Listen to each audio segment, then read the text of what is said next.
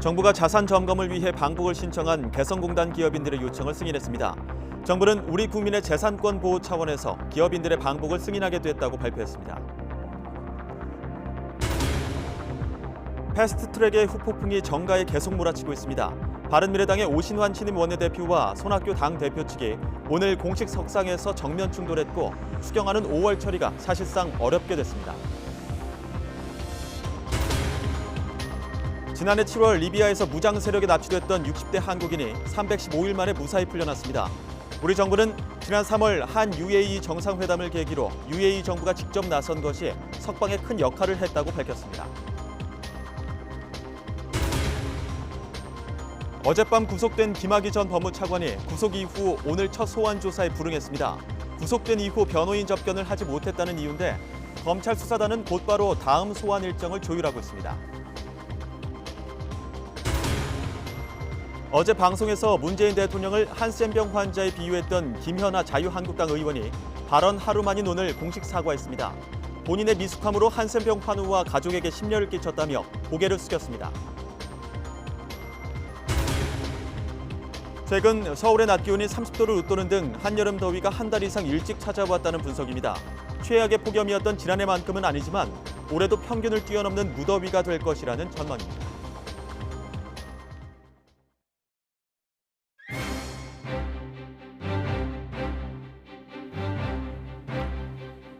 네, 뉴스큐 2부 시작합니다. 정부가 개성공단 폐쇄 이후 공단 기업인들의 방북을 처음으로 허용을 했습니다. 네, 취재기자 연결합니다. 김지선 기자. 네, 통일부에 나와 있습니다. 네, 9번째 방북 신청이었는데 통일부가 입주 기업인들의 방북을 승인을 했습니다. 구체적인 계획도 나온 겁니까?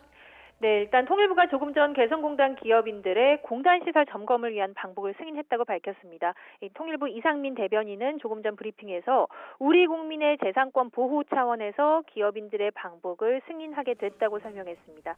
다만 언제, 어떤 방식으로 방북이 이루어질지, 또 북한도 동의했는지 등에 대해서는 정확히 언급을 하지 않았습니다. 다만 북한과 이 문제를 놓고 계속해서 접촉을 해왔고 앞으로도 협의를 계속하겠다고 설명했습니다. 그러면서 기업인들의 방북이 조기에 성사되도록 정부가 최대한 노력해서 지원하겠다는 입장을 밝혔습니다. 이 개성공단 기업인들이 공단을 방문하게 되는 건 지난 2016년 2월 공단 폐쇄 이후 처음입니다.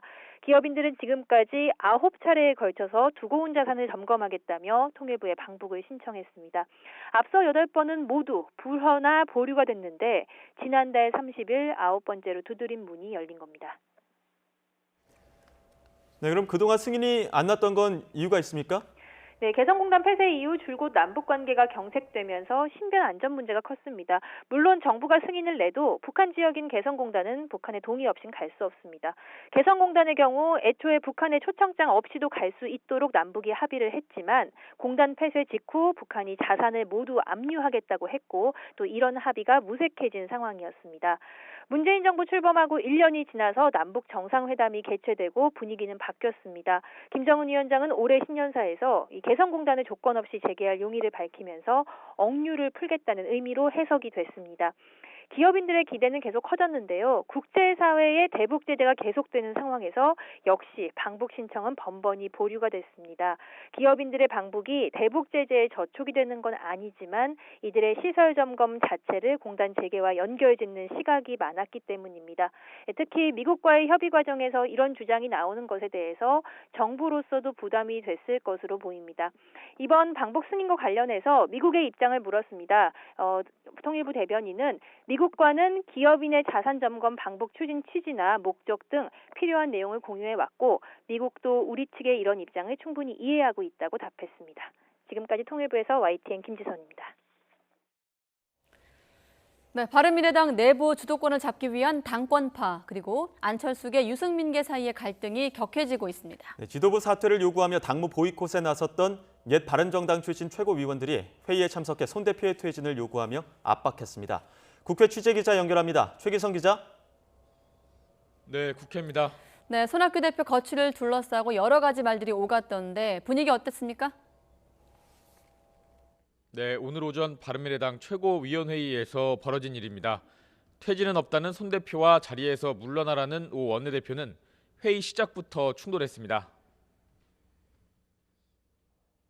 우리 당이 하나가 되어서 국민들에게 제3의 길 중도 정당으로 절차적 정당성이 훼손된 지명직 최고위원, 그 또한 손학규 당대표의 아바타로 누구나 지명할 수 있으면 그것이 이 당이 손학규의 당입니까? 유승민, 안철수계 최고위원들은 손 대표 바로 앞에서 퇴진을 요구하며 거침없는 발언을 쏟아냈습니다. 대표님, 이 백드롭 이거 뭡니까? 파업, 자강, 개혁입니다. 자강이 뭡니까? 대표 사퇴를 공약으로 내걸었기 때문에 사실상 손 대표님 불신임 선거였습니다. 손 대표님 탄핵을 의결한 선거였습니다. 손 대표가 지명직으로 임명한 당권파 문병호 최고위원은 보이콧 책임을 거론하며 손 대표를 엄호하고 나섰습니다. 사실 따지고 보면 세 분 최고위원님들이 보이콧 하시는 게 비정상의 시작이에요. 손 대표가 최고위 직후 기자들과 만나 사퇴 의사는 밝히지 않았으며 당을 살리겠다고 거듭 밝혔습니다. 네, 지금 국회 정상화도 이루어지지 않고 있는데 오늘 임시회 소집 요구서도 이루어지지 않았군요. 네, 임시회 소집 3일 전엔 요구서를 내야 하는 데다 추경안 심사에 필요한 최소한 기간을 일주일 정도로 잡으면 오늘이 마지노선인 셈입니다. 더불어민주당 이원욱 수석부대표는 YTN과 통화에서 다음 주 초 여야 3당 원내대표가 만나 국회 정상화 방안을 논의할 것 같다며 5월 처리는 쉽지 않을 것이라고 했습니다. 자유한국당 나경원 원내대표는 조만간 3당 원내대표가 회동하기로 했다면서 총선용 추경이 많아 서두르기보다 제대로 심사하는 게 중요하다고 강조했습니다. 바른미래당 오신환 원내대표는 민주당이 사과하고 한국당이 받아들이는 일종의 중재안을 제안했다며 양당 결정을 기다리겠다는 입장입니다. 하지만 여당과 한국당은 각각 추경안과 사과가 먼저라며 맞서고 있습니다. 다만 여야 교섭단체 3당 원내대표 모두 국회 정상화 의지가 있는 만큼 이르면 오는 일요일 회동에서 논의가 이뤄질 것으로 보입니다. 지금까지 국회에서 전해드렸습니다. 네, 문재인 대통령을 한센병 환자에 빗대는 발언을 해 논란을 일으키고 있는 자유한국당 김연아 의원이 하루 만에 사과를 했습니다. 다만 대통령에 대한 사과는 없었습니다. 한국당은 김 의원의 말이 맥락 없이 전달됐다면서 언론과 포털이 막말 프레임을 씌우려 한다고 역공에 나섰습니다. 김영수 기자의 보도입니다. 한센병 발언 파문이 번지자 자유한국당 김연아 의원이 환우와 가족에게 죄송하다며 논란 하루 만에 고개를 숙였습니다. 여러분의 고통을 제대로 헤아리지 못한 저의 잘못과 미숙함의 결과임을 인정합니다. 다만 문재인 대통령에 대한 사과는 언급하지 않았고 언론 보도에 맥락 없이 단어만 나열됐다면서 억울함을 호소하기도 했습니다. 정치인의 언어가 맥락으로 전달되지 않는다는 것을 깨달았습니다. 그래서 좋은 경험했다고 생각을 하고요. 나경원 원내대표도 거들었습니다. 한센병 발언은 황교안 대표를 향한 정의당 이정미 대표의 이른바 사이코패스 발언에 대한 변명을 지적하는 말이었다는 겁니다. 나 원내대표는 특히 여당은 물론 포털과 언론이 한국당의 막말 프레임을 씌우려 한다고 반박했습니다. 민주당은 이정미 대표의 사이코패스에 대해서는 아예 논평조차 하지 않았습니다. 그런데 어제 김연아 대변인 이야기 나오니까 즉각적으로 논평을 하고 있습니다. 이런 가운데 한국당을 제외한 여야 4당 여성 의원들이 대통령 지지자 비하 발언을 한 나 원내대표의 징계안을 내자 한국당이 즉각 반발했습니다. 막말 프레임으로 몰아가면서 오히려 억지 주장을 하시는 것이 그것을 사과로 받아들일 수 있는지 의문입니다. 국회 정상화를 위해 노력을 시작하는 가운데 이건 정말 찬물을 끼얹는 그런 행위다라는 말씀드립니다. 정치권이 굳게 닫힌 국회 문을 열지 못한 채 장외 설전에만 몰두하고 있다는 비판의 목소리가 커지고 있습니다. YTN 김영수입니다. 청와대는 어제 자유한국당 김연아 의원이 문재인 대통령을 한센병 환자에 빗대 비판한 것과 관련해 선정적인 단어와 기억에 확 남는 단어를 국민이 원하는 것인지에 대해 다시 생각해봐야 할 시점이라고 지적했습니다. 청와대 핵심 관계자는 오늘 정례 브리핑에서 김 의원의 발언에 대해 청와대가 뭔가를 또 말하는 것이 조심스럽다며 이같이 말했습니다. 또 막말로 부르는 단어들이 나왔던 상황을 보면 험한 말이 더 험한 말로 이어지면서 증폭돼 왔다며 더 구체적인 입장은 내지 않겠다고 덧붙였습니다. 네, 그리고 내일 광주 5.18 기념식에 참석하는 자유한국당 황교안 대표의 속내를 놓고 정치권이 시끄럽습니다. 네, 황 대표는 가는 게 도리라고 했지만 범여권에서는 5.18 망언 의원들에 대한 징계는 미룬 채 당하는 모습을 연출하기 위한 쇼일 뿐이라며 공세 수위를 높이고 있습니다. 조은지 기자의 보도입니다.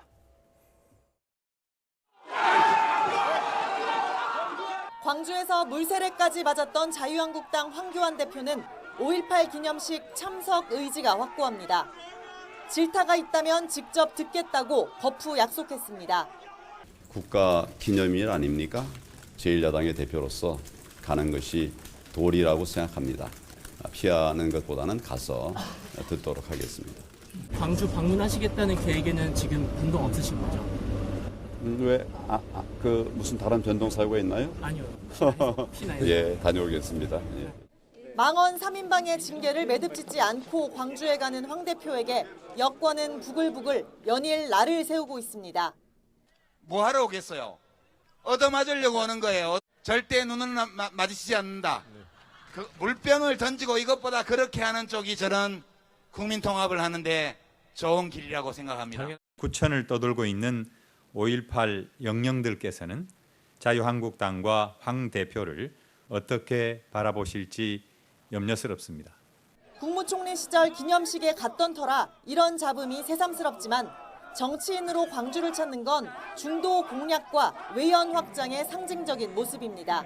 또 돌발 변수가 생기더라도 당하는 모습이 이른바 집토끼의 결집으로 이어진다는 정치적 계산도 없지 않습니다.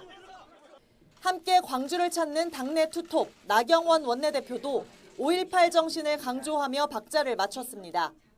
5.18 광주 민주화운동을 최초로 인정한 것은 자유한국당의 전신이고 김영삼 대통령입니다.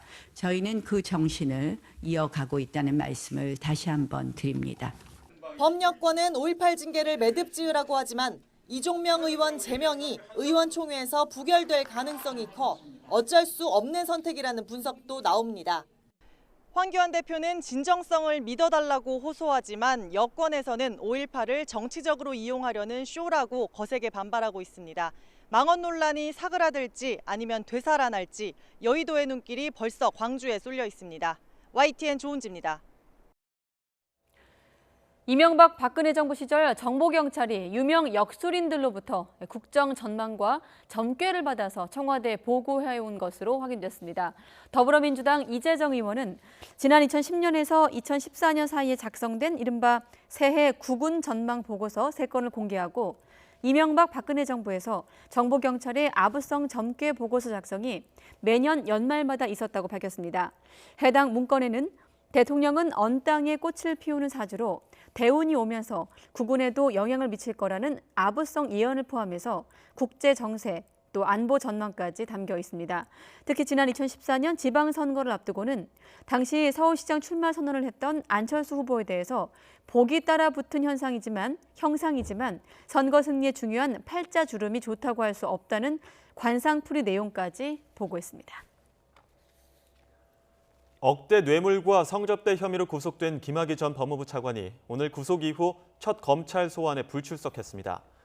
김 전 차관 측은 오늘 오후 2시 검찰에 출석하라는 통보를 받았지만 어젯밤 구속된 이후 변호인 접견을 하지 못했다며 불출석 사유서를 제출했습니다.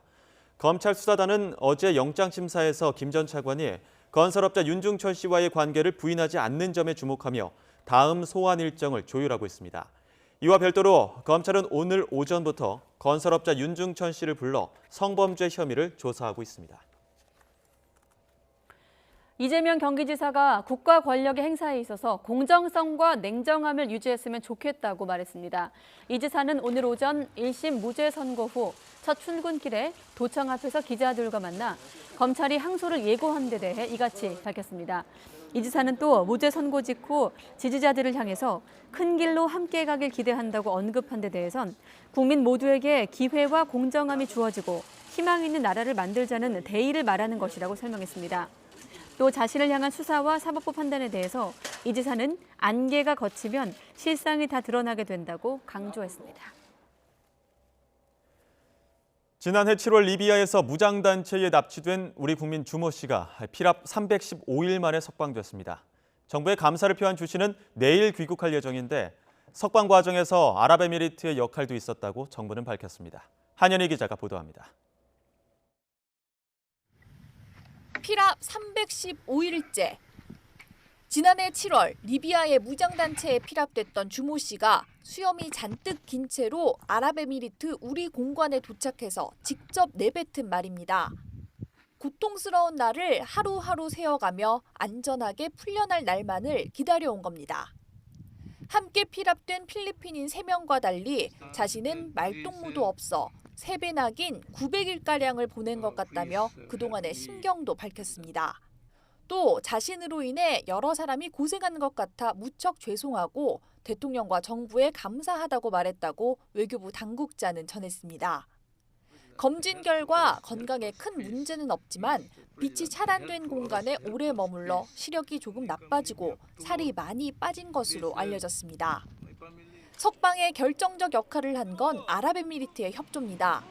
사건 발생 직후 합동 TF를 꾸려 리비아는 물론 미국 등 주요 우방국과 공조해온 정부는 지난 2월 말 아랍에미리트 모하메드 왕세제가 우리나라를 방문했을 당시에도 협조를 요청했습니다. 아랍에미리트 측이 그 이후 리비아 국민군과 소통한 끝에 주 씨가 석방됐는데 청와대 고위 관계자는 이 과정에서 현금 제공은 없었고 아랍에미리트가 가진 지역 내의 영향력과 부족 간 협력 관계를 동원해서 협상을 진행한 것으로 안다고 밝혔습니다.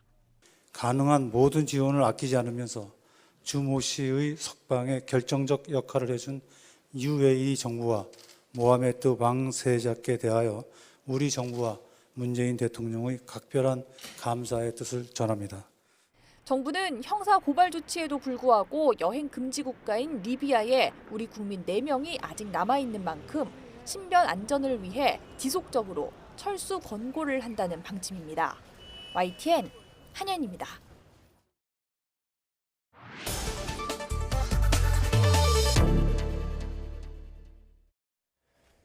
네, 리비아 무장단체에 납치됐던 한국인의 석방 소식 보고 오셨는데요. 이번엔 외교부 연결해서 이번 석방 과정 그리고 풀려난 피랍자의 현재 상태는 어떤지 알아보도록 하겠습니다. 외교부 강영식 해외안전관리기획관 전화로 연결되어 있습니다. 강 기획관님 안녕하십니까? 예, 안녕하십니까. 강영식입니다. 네, 62살 주모 씨, 내전이 벌어지고 있는 리비아에서 납치된 건데 어쩌다 납치가 된 겁니까? 관련 상황을 말씀드리겠습니다. 예. 지난 2018년 7월 6일 리비아 대수로청 산하 공기업인 ANC사 소속 우리 국민 1명은 필리핀 3명과 리비인 현지인과 함께 리비아 남부 자발 하사우나 캠프에서 현지 무장단체에 의해서 납치되었습니다. 당시 민병대는 곧바로 현지인은 풀어주는 대신에 한국인과 필리핀 3명을 10개월 이상 억류를 하였습니다. 우리 정부는 피납 사실을 인지한 이후에 즉각 재국민 대책본부를 구성하고 외교부, 국가정보원, 국방부, 청와대 등으로 구성된 범정부 합동 TF를 구성하여 기민하게 석방 노력을 기울였습니다. 예. 최근 부르키나파소에서 구출된 장모 씨는 위험 지역에 들어갔다가 납치가 된 건데 이 케이스와는 좀 다른 건가요? 크게 보면 비슷한 상황입니다.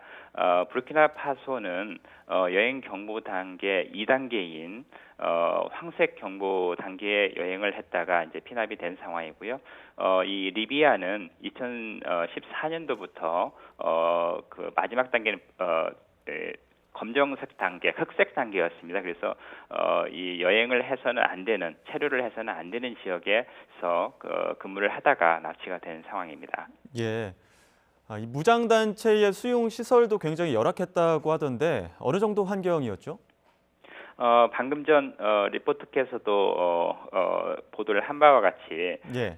폐쇄 공간에서 오랫동안 갇혀 있었기 때문에 심신도 열악해지고 시력도 많이 나빠진 것으로 알고 있습니다. 그리고 옆에 이 의사소통할 그런 동료나 친구가 없었기 때문에 더욱더 무료한 시간이었을 거로 생각이 되고요. 그래서 몸도 많이 야였고 그렇지만 또 강한 정신력과 의지로 그간의 어려움을 버텨낸 것으로 저희들은 이해하고 있습니다. 다행히 현지에서 1차 건강 검진을 받은 결과 정신적, 육체적으로 건강한 것으로 판명이 되었습니다. 예, 다행히 뭐 1차 검진에서는 크게 이상이 없다고 말씀해 주셨는데 뭐 제대로 빛도 보지 않고 있다 보니까 시력이 많이 떨어졌다는 이야기도 있더라고요. 귀국해서 정밀 진단이 필요할 수도 있겠죠?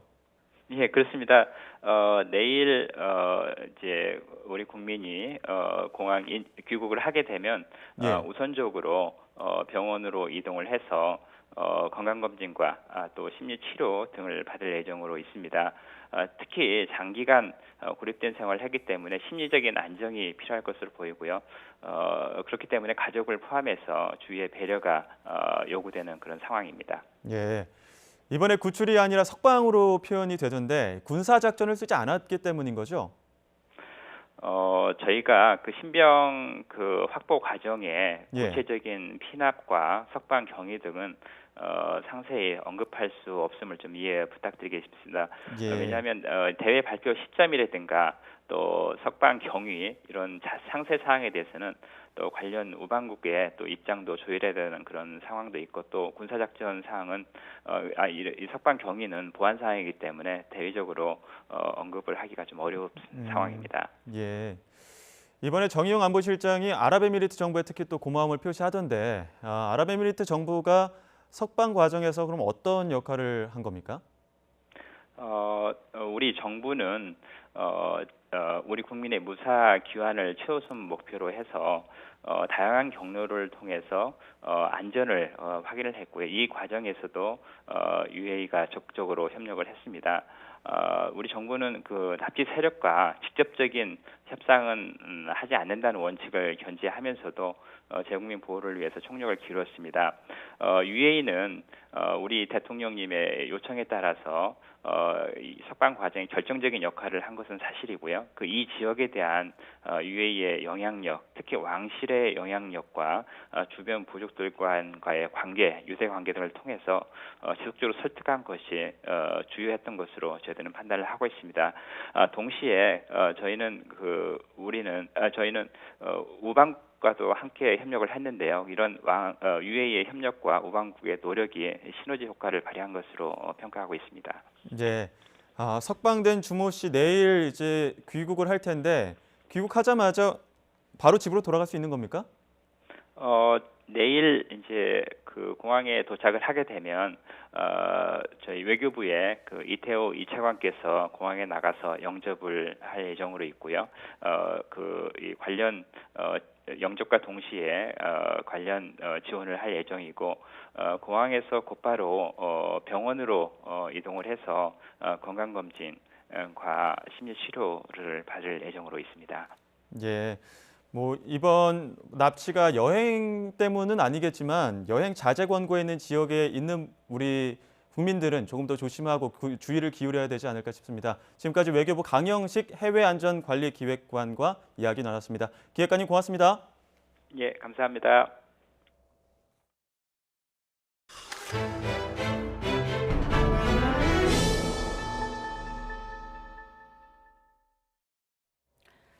강북 삼성병원 고 임세원 교수에게 흉기를 휘둘러 숨지게 한 31살 박모 씨에게 중형이 선고됐습니다. 서울중앙지방법원은 살인 혐의로 기소된 박 씨에 대해 징역 25년을 선고했습니다.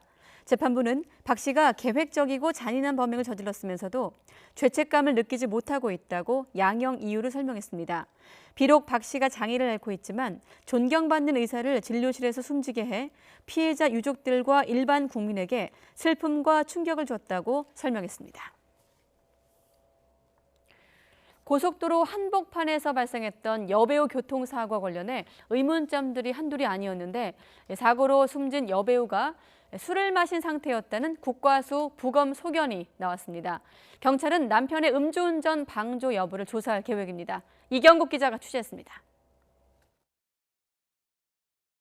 지난 6일 새벽 여배우 A씨는 고속도로에서 택시와 승용차에 잇따라 치여 숨졌습니다. 도로 한복판에 차를 세운 이후부터 차에서 내려 트렁크 쪽으로 이동한 것까지 의문투성이었습니다.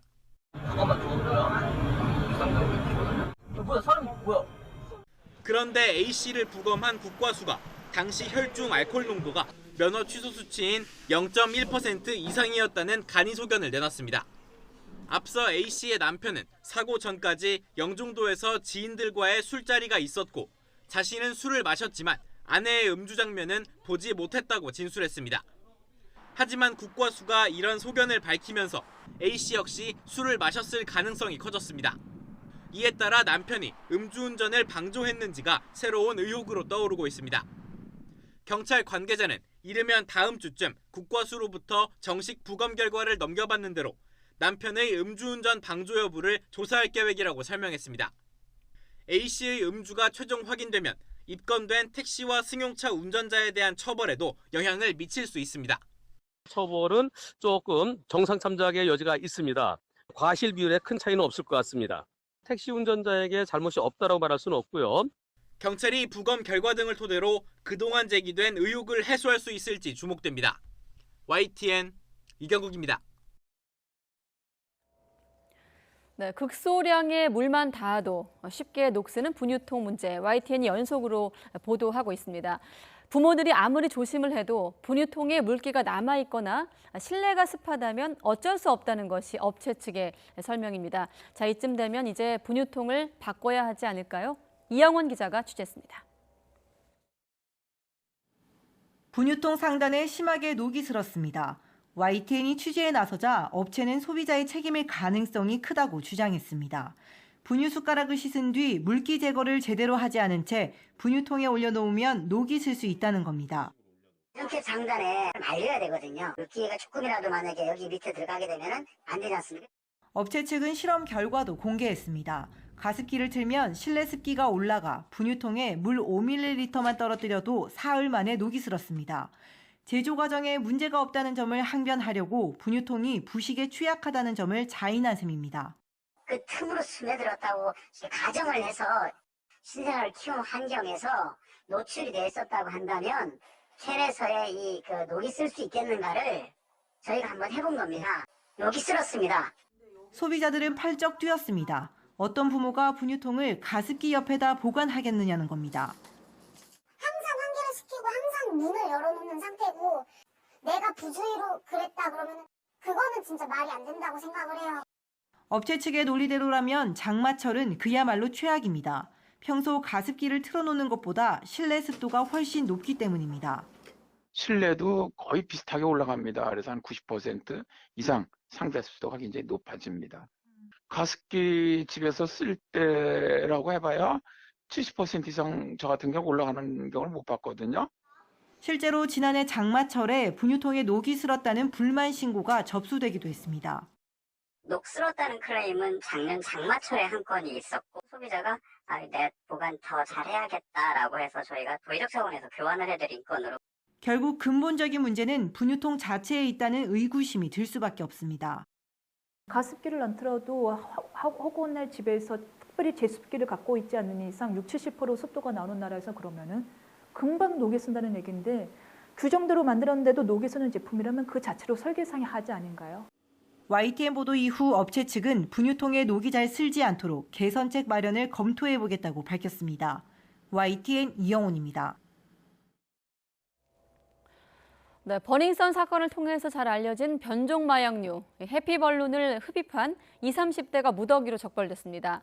유통업자들은 휘핑크림 첨가물로도 쓰이는 이 환각 물질을 무려 300만 개나 팔아치운 것으로 확인됐는데 커피숍 납품용이라고 말하면 구입이 가능한 점을 악용했습니다. 나혜인 기자가 취재했습니다. 방 안 곳곳에 캡슐들이 나뒹굽니다. 안에 든 건 변종마약 해피벌룬의 원료인 아산화질소. 환각물질인 아산화질소가 담긴 캡슐입니다. 커피숍에서 휘핑크림을 만드는 용도로 수입되는 건데 이들은 환각 목적으로 이 캡슐을 팔았습니다.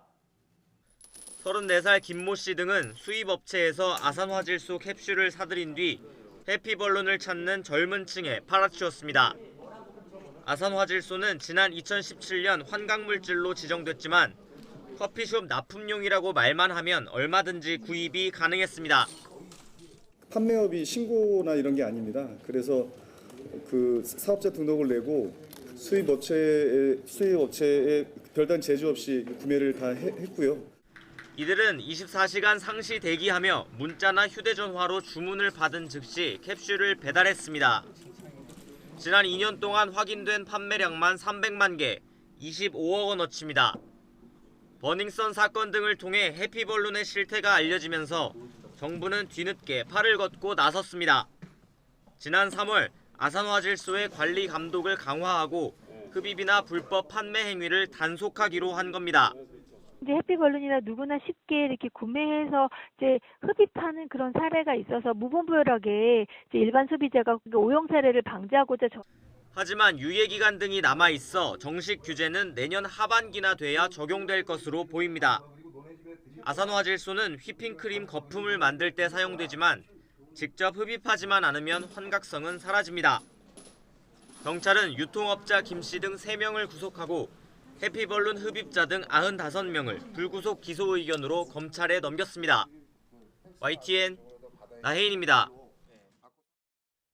오늘 낮 12시 반쯤 충북 음성군 삼성면의 한 빌라에서 불이 났습니다. 신고를 받고 출동한 소방당국은 15분여 만에 불을 껐고 다행히 인명피해는 없었습니다. 소방당국은 거실에서 충전 중이던 전동 킥보드에서 폭발 소리가 들렸다는 집주인의 이야기를 토대로 정확한 화재 원인을 조사하고 있습니다. 아내를 폭행해 숨지게 한 의혹을 받는 유승현 전 김포시 의회 의장이 폭행치사 혐의로 구속됐습니다. 경찰은 부검 결과 범행의 고의성이 짙어진 만큼 살인죄 적용을 검토하고 있습니다. 박희재 기자가 보도합니다. 모자와 마스크로 얼굴을 가린 유승현 전 김포시의회 의장이 경찰서를 나섭니다. 아내를 살해할 의도가 있었는지 묻는 취재진의 질문에 묵묵부답입니다. 폭행하실 때 사망하실 수도 있는지 모르셨습니까? 유 씨는 지난 15일 자택에서 아내를 마구 때려 숨지게 한 혐의로 붙잡혀 구속됐습니다. 앞서 집안에선 깨진 소주병과 혈흔이 묻은 골프채가 발견됐습니다. 유 씨는 이곳 자택에서 범행한 직후 아내가 의식이 없다며 직접 소방에 신고했습니다. 구급대원들이 도착했을 때 유 씨의 아내는 이미 심정지 상태였습니다. 부부싸움도 실신이라고 신고가 들어오긴 했어요. 경찰 조사에서 유 씨는 술에 취해 말다툼하다가 우발적으로 벌인 일이라고 진술했습니다. 경찰은 살해의 고의성을 입증하지 못해 우선 상해치사 혐의를 적용했습니다. 하지만 1차 부검 결과 유 씨의 아내는 폭행으로 심장이 파열돼 숨진 것으로 드러났습니다. 이에 따라 유 씨에게 살인죄가 적용될 것으로 보입니다. 가격대에 다수 골절이 확인된다. 심장 파열도 확인되고 폭행으로 인한 파열로 추정된다. 이런 소견을 받았어요. 그래서 저희도 이제 살인죄 적용을 적극 검토해서 수사 중이십니다. 경찰은 구속된 유 씨를 상대로 범행을 저지른 경위를 추궁할 방침입니다. YTN 박희재입니다. 지난 2017년 신혼여행 중에 아내에게 니코틴 원액을 주입해 숨지게 한 혐의로 재판에 넘겨진 20대 남편이 항소심에서도 무기징역을 선고받았습니다. 대전고등법원은 피고가 아내 요구로 니코틴 주입을 도왔다며 재판부에 아내가 썼다는 유서를 제출했지만 신빙성에 의심이 들고 증거와 진술을 볼 때 혐의가 인정된다고 밝혔습니다. 교회 신도 여러 명을 상습적으로 성폭행한 혐의로 재판에 넘겨진 이재록 만민중앙성결교회 목사가 항소심에서도 더 무거운 형을 선고받았습니다. 서울고등법원은 상습 준강간 등의 혐의로 기소된 이 목사에게 징역 15년을 선고한 원심을 파기하고 징역 16년을 선고했습니다. 재판부는 이 목사가 젊은 여자 신도들의 절대적인 믿음을 이용해 상습적으로 추행하고 간음했다며 피해자의 상처와 고통이 평생 끔찍할 것으로 생각된다고 밝혔습니다. 원달러 환율이 이틀 연속 오르면서 1,200원 선에 바짝 다가섰습니다. 원달러 환율은 어제 종가보다 4.2원 오른 1달러에 1,195.7원으로 장을 마감했습니다. 이는 종가 기준으로 지난 2017년 1월 11일 1,196원 40전을 기록한 뒤 2년 4개월 만에 최고치입니다. 코스피는 7거래일 연속 팔자 행진에 나선 외국인 영향으로 0.58% 하락한 2,055.8로 거래를 마쳤습니다. 외국인이 7일 연속 순매도에 나선 건 올해 들어 처음으로 매도 금액은 1조 7천억 원에 달합니다. 정부가 2달 연속 우리 경제 실물 지표가 부진하다고 평가했습니다. 최대한 보수적이고 긍정적으로 진단하는 정부도 이 부정적인 인식을 강화한 셈이어서 경기 하방 위험 역시 더 커지고 있는 것으로 보입니다. 김평정 기자의 보도입니다. 정부가 부진하다고 언급한 실물 지표는 3가지입니다. 경기 진단의 바탕이 되는 생산과 투자, 수출이 1분기에 모두 감소세를 보였습니다. 이를 근거로 정부는 그린북으로 불리는 최근 경제 동향 5월호에서 우리 경제의 하방 리스크가 커지고 있다고 평가했습니다. 그 원인으로 예상보다 빠른 세계 경제 둔화세와 반도체 업황 부진을 꼽았습니다. 이로써 정부는 지난달에 2년 4개월 만에 우리 경제에 대해 부진하다는 표현을 쓴 뒤 2달째 다소 부정적 언급을 이어갔습니다. 지난해 10월부터 넉 달 동안 수출은 견조하다고 평가했다가 지난 2월에 조정받고 있다고 표현을 바꾸고 3월에는 그래도 긍정적 모멘텀이 있다고 한 데 비하면 상당히 신중한 태도로 돌아선 겁니다. 국책 연구기관인 KDI 역시 최근 2달 동안 우리 경제 흐름이 부진하다는 데 인식을 같이 하고 있습니다. 국내외 전문기관들은 이미 경기 부진의 경고음을 키우고 있습니다. 미중 무역 갈등이 격화하면서 불확실성이 더욱 커지고 있어 앞으로도 언제 개선될지 전망하기가 쉽지 않습니다. 중국 경제 자체가 미중 무역 분쟁으로 어려워지면서 중국 경제가 경착륙 또는 경제 위기에 빠지는 그런 상황일 때 우리 경제가 크게 충격을 받을 걸로 예상이 됩니다. 통계청이 다음 달 설정하는 경기 정점이 어느 시점이냐에 따라 지금이 공식적으로 경기 수축기란 판단이 나올 수도 있습니다. YTN 김평정입니다. 타이완이 아시아에서는 최초로 동성 간 결혼을 법적으로 인정했습니다. 타이완 중앙통신사는 타이완 입법원이 오늘 표결을 통해 동성 간의 결혼을 허용하는 특별법을 통과시켰다고 전했습니다. 현지 언론들은 오는 24일부터 동성 커플들의 결혼 등기가 가능하며 이날 수백 쌍의 동성 커플들이 결혼식을 올릴 예정이라고 보도했습니다.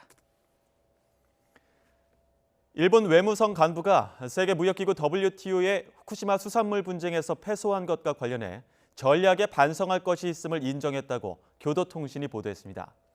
통신은 이 외무성 간부가 집권자민당 본부에서 열린 수산물 관련 회의에서 WTO 상소기구와 식품 안전을 둘러싼 상황을 충분히 고려해 전체적인 전략을 짜야 하는데 그렇게 하지 못한 점이 반성할 부분이라고 말했다고 전했습니다. 파키스탄 남부의 한 도시에서 어린이 400여 명 등 500여 명이 에이즈를 일으키는 인체 면역 결핍 바이러스 HIV에 집단 감염된 것으로 드러났습니다. 이 같은 집단 감염은 현지의 한 의사가 오염된 주사기를 재사용한 데서 비롯된 것으로 전해지면서 보건당국에도 비상이 걸렸습니다. 지난해 평창 동계올림픽 스피드스케이팅 여자 500m 금메달리스트인 일본의 고다이라 나오 선수가 최근 은퇴 선언을 한 이상화 선수에게 수고 많았고 고맙다는 말을 전했습니다. 교도통신은 고다이라 선수가 일본 빙상연맹을 통해 입장문을 내고 섭섭한 기분과 감사의 기분이 교차한다고 말했다고 보도했습니다. 올해 32살의 고다이라 선수는 앞서 올림픽 2연패에 금자탑을 세운 2살 아래 호적수 이상화 선수에게 몸과 마음을 먼저 추스리고 새로운 인생을 힘차게 걸어가길 바란다고 응원의 말을 덧붙였습니다. 그녀는 마지막으로 한국어로 수고 많았고 고맙다고 말하며 은퇴하는 이상화 선수를 위로했습니다.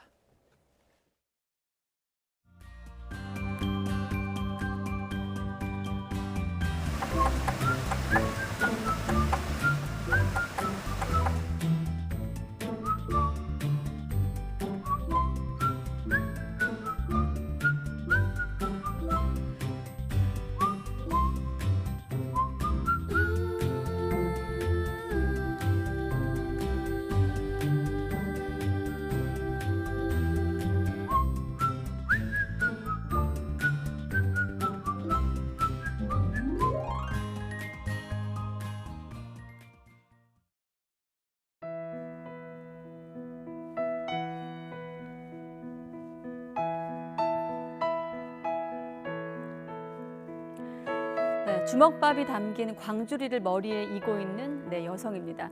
홍성담 화백의 5월 판화에 등장하는 여성을 형상화한 것으로 희생과 나눔, 대동 정신을 담기 위해서 시민들이 머리를 맞댄 결과물이라고 합니다.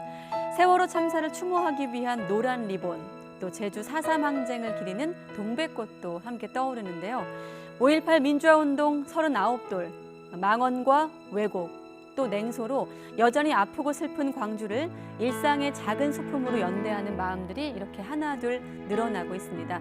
마침 내일 금남로에선 광주 공동체 정신이 깃든 주먹밥을 다양하게 만나볼 수 있다고 합니다. 뉴스 큐레이터였습니다.